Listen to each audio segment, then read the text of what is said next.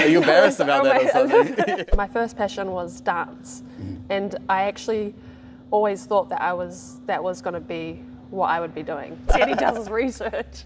TikTok video. Today I'm squaring up with Brooke Pritchard. It's just us in the City Kickboxing Gym, and she has amateur record of 2-0, undefeated. How are we going, Brooke? Good, thank you. Very Thanks early. for having Why'd you me. drag me here? The sun wasn't even up. Earlier the better. Full day of media, is it? No. So I like to get started with a game. It's called In the Pocket. Gosh. So there's some quick fire questions, and the whole idea is to answer as quickly as you can. Okay. Are you ready? Yeah, Okay. I guess. All right. Who is your favorite fighter? Oh, damn. Can I think about it? No. Yeah, I need an answer now. Who's my favorite fighter? Honestly, it's so cliche, but I just have to say Israel. Yeah, fair enough. Yeah. Would you rather be knocked out or submitted? Fuck. Submitted. What is your favorite dinosaur? I only know the T-Rex. How many owls would you need to see in a singular day to realize something is wrong? Owls? Yeah, like hoot hoot. You're fuck. Maybe one. One's enough. One, if you drop soap on the floor, is the soap dirty or is the floor clean? Soap's dirty. And what is something you're really bad at? Figuring out the answers to these questions. And what is something that you're proud of but you never get to brag about? Maybe my fighting. You're fighting? Maybe, yeah. Why is only maybe? Well, yeah, it's my fighting. Yeah, it's my fighting. All right, it's your fighting. But I don't brag about that.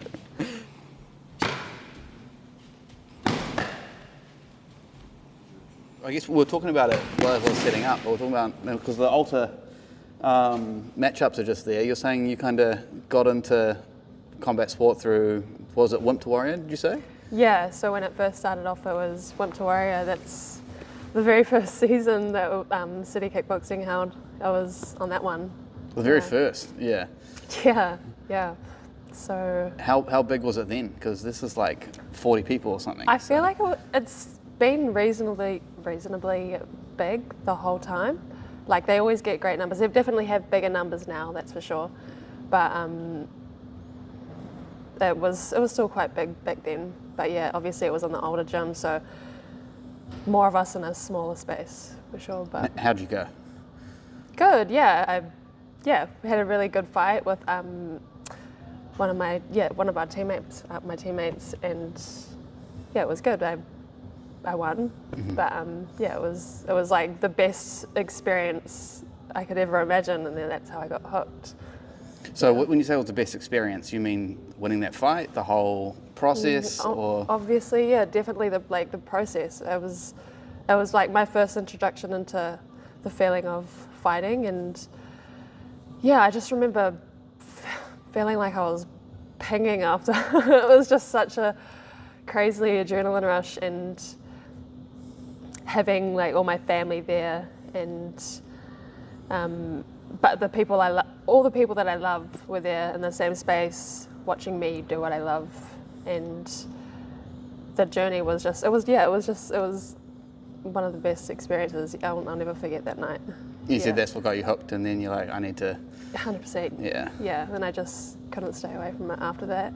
Were you kind of just looking for your next fight after that, or was it? I just knew that, like, based on what I had seen in the gym, that I just needed to keep showing up. So I didn't know. I knew that I wanted to fight and get another fight and represent the gym, but I didn't know how to do that. I just knew that I needed to be in the gym every day. So I did it, and then obviously things came into fruition, but yeah. And were you doing any BJJ before that or anything, or? I had probably been to maybe one class before at another gym that wasn't here, and then jiu-jitsu is what made me take an interest in MMA, that one class, and then everything else has just kind of been from here.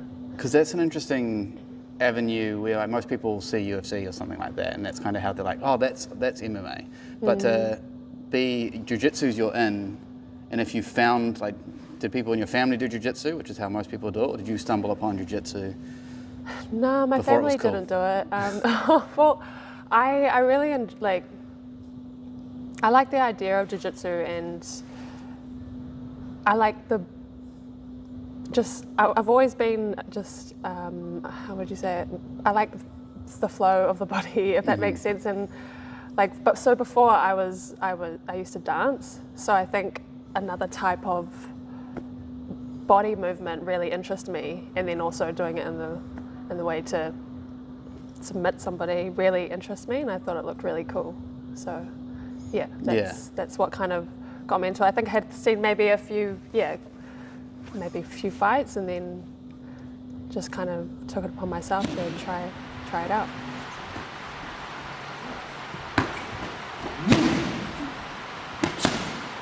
So you did dance before fighting. Is that kind of everything? Oh my God. Everything before, like, so is that what your teenage years were, or did you play other sport as well? And in high school, I used to do Bring It On. Right. Yeah. Yeah. So Are you embarrassed about that or something? Woohoo! But I was passionate.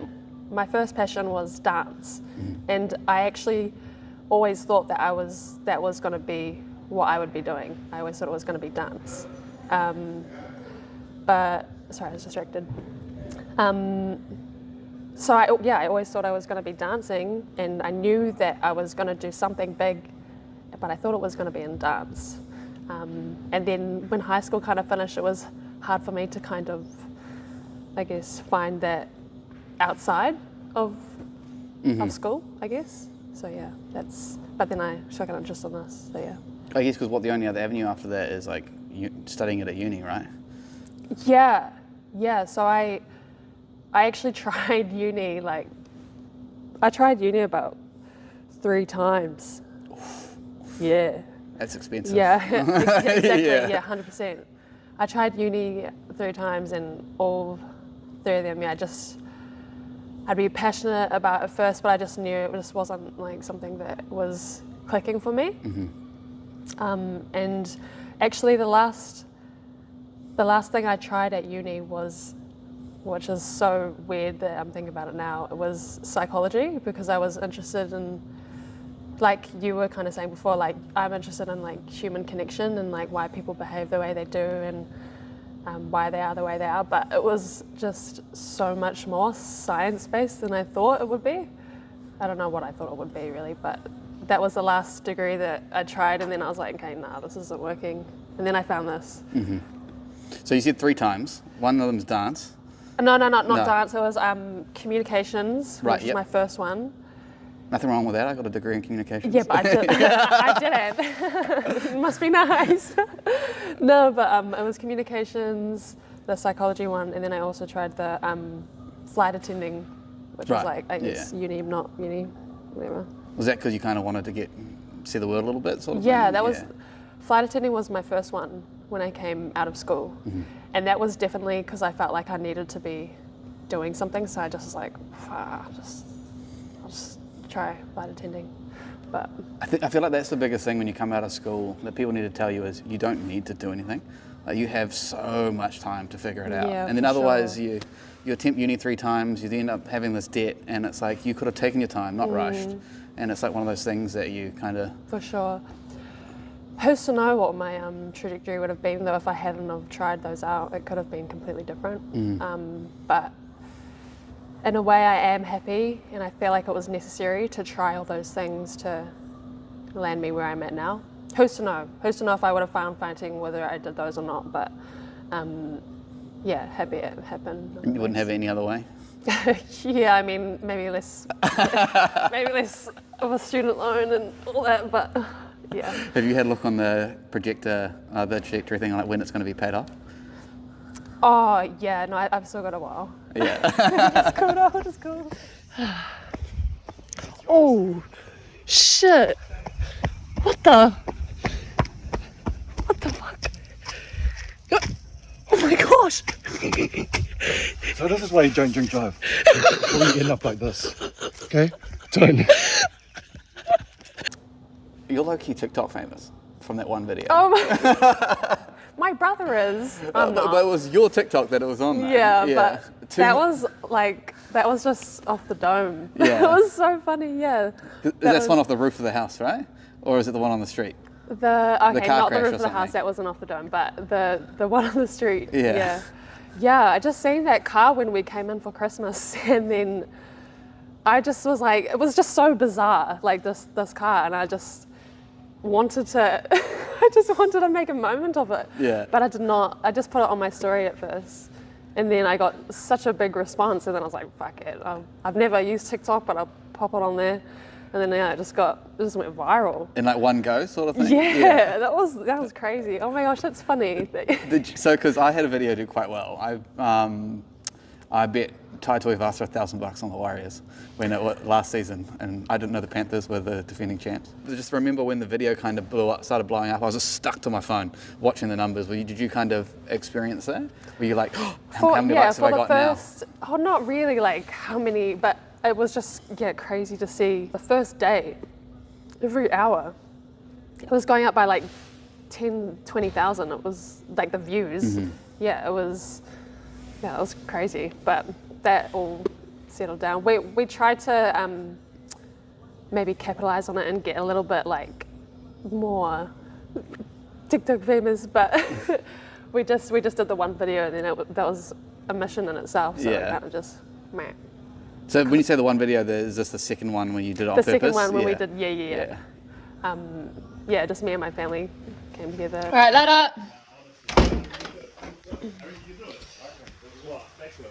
Oh, what are you up to?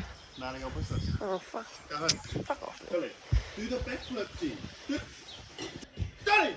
Shit! Sonny! Sonny! What the? Get up! Oh, Shit! This is why you gotta make smarter decisions. Drink on the chair, not the roof. Yeah, because it had a lot more angles. like you getting ready, you leaving the house. It was Yeah, it had a lot more you can shots. tell the difference of the like authenticity of the first one, because that first one was like second take, and then the second one that we did was probably like a couple takes, It just gave me those vibes of when you see people drive past a crashed car and they're like, You can't park that there, Yeah, I know we had so many. I had so many of those comments, man. It was ridiculous. But yeah, that's crazy how they brought that up. Yeah. Hey, I mean, I'm thorough. He said he does his research. TikTok video. This is the new era, all right? So we talked about your BJJ earlier. So was that kind of your first entry into just competing? And I guess because you did dance in high school, I guess in anything? I think the first kind of competing I did in combat was that first fight night for Wimps. Okay. To Warriors. Yep. So that was my first one, and then and then kind of just whatever came up. I just wanted to compete and get those kind of competition nerves as often as I can, so I could get used to it, which I still am trying to do. I still want to get used to those. But yeah, I can't. What was the first one I? Must have been like a south one out west, in the gi. I did a. Your favourite? Yeah. Oh my gosh. But yeah, I definitely started like the MMA before, and then I just kind of wanted to compete as much as I could to get a better feeling for the nerves and competing. Yeah. And so you're no stranger to significant injuries. So you suffered a decent one yourself. Could you tell me more about that? Oh, funny, yeah. Maybe about 2 or 3 years ago, maybe it was. I broke my ankle in jiu-jitsu. It was back at the old gym, and I describe it as just a freak accident. I think I was just getting swept, and my foot stayed still while my whole lit shin basically did like a 360, and it was what they call a trimalleolar fracture. So it was like all three parts of the ankle or leg, whatever. So nothing serious. Yeah, it was ruthless. So I remember it as being like an empty plastic bottle, and you're twisting it. That's how it sounded. It was. I wish I didn't ask now. I'm not eating today. Yeah, it was And, hectic. and then, so because you would have just discovered something you'd loved at that point, Yeah, and you're super passionate. So what does that do to you being forced to stop and you kind of hard break on something you love? Yeah, I was super devastated because I felt like I had just been like, I think I had just had a comp and then I was getting ready for maybe another one. Yeah, I was super. That's literally all I could think about when it first happened. And yeah, but I just, because I had kind of just started and I was so excited about it, so passionate about it, I just knew that it's like as soon as I could start rehab, I would, or like, yeah, or anything I could do to get it better. And then as I was, recovering, I guess I was just trying to do like anything I could to have I would just shadow box on the chair. And, oh my gosh. Yeah. I would do anything that I could just to try and stay in it, even though I was not in it at the time. But I was just super set on the sport. Yeah. And you kind of get in quite a dark place during that? Like, or do you have a good support network? I wouldn't say dark. I would say impatient. Because you're just wanting, you're wanting so bad just to get back in there, and you're obviously seeing everyone doing all the things, and you just, you're just super eager to get back in, and you just know you just have to be patient. So impatient is one of them. Dark, definitely upset, but I felt like I was in a good mental space to take care of any thoughts that were invasive.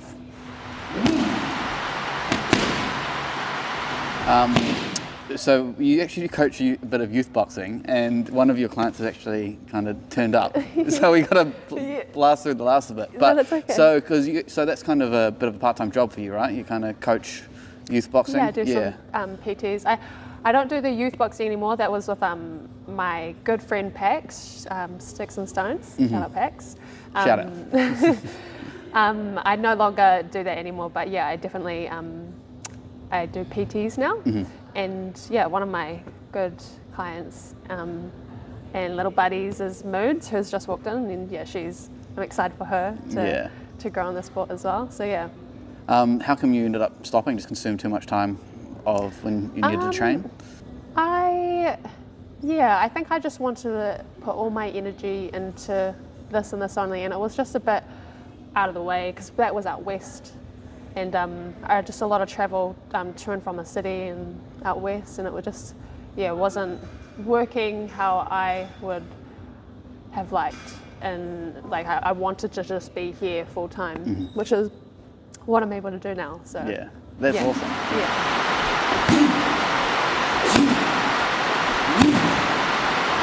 We can't not talk about your upcoming fight, Shuriken Fight Series 18. It's going to be your third amateur fight, but does that include your Wimp to Warriors one? No, I think those would be like exhibition. More, right. So how's your camp going for that? You're excited? Yeah, I'm super excited. I'm so excited to get back on that show. I love being on the Shuriken show, and camp is going great. Got 3 more hard weeks of training, but I'm feeling so great. I've basically come off back to back from another camp that I was doing for a kickboxing fight, but unfortunately my opponent pulled out for that one. So I'm just straight back into another camp. So I'm feeling fit. You're going to be super fit going into this one. But no, honestly, I'm so excited. Keen to show more of me. So you're fighting Samantha Barrable. Do you research your opponents, or do you kind of my coaches do. So I know a little bit about her. I've seen her fight. She's got like a kind of taekwondo style, I would say, and she does like to throw a couple of spinning back kicks. but nothing that I'm not prepared for. Yeah. And do you think coming off a loss will kind of make her a bit more Absolutely. desperate and like come in for a 100%. finish sort of thing? Yeah, for sure. But again, like nothing that I'm not prepared for. And if she is willing to bring the fight to me, I'm more than happy to meet her there. Yeah. Yeah. And so with stuff like with the walkout song, how does it go into like choosing what you're going to walk out to on the night? Do you already know? Not quite. I kind of, you know what, I base it off like whenever I've just finished like a really great training and then I'm on the way back home in the car and I'm just, if something hits and I'm feeling good, then I'll know then. And then, but I have had a few, but I don't like to think of it too much. I kind of think about it closer to time and what maybe aligns with me. Yeah. Yeah, closer to time. And do you have a favourite song at the moment? At the moment, I've been listening to a little bit of, I always change, like I'm not always on one genre, but at the moment I've been listening to a lot of Kora. Oh, some kind of Culture. reggae dub and roots sort of. Yeah. Yeah. Culture, Kora is a good one at the moment. And do you use that to kind of chill out, or is Yeah, that, just like, and listen to some Corridor hype ups. Well, thank you for taking the time to catch up with me. All the best for your you for fight. We'll be having there me. watching. Yeah. And just want to let everyone know where they can watch the fight, date, who. The date is, you can watch me on Shuriken Fight Series. Is that what I'm doing right now? Okay, yeah, cool. You can watch me CSN, on, Fight Pass, yeah. You can watch me on CSN, UFC Fight Pass. Ooh! On Shuriken Fight Series 18, July 27th. I thought it was July 28th. You could be right. It's 27th. all right. I'll put the 27th. banner thing up as well. Thank you for watching, and if you like this content, please like and subscribe, and we'll kind of keep it coming. Thanks for catching up with me, Brooke. Thank you. No Thanks worries. for having me.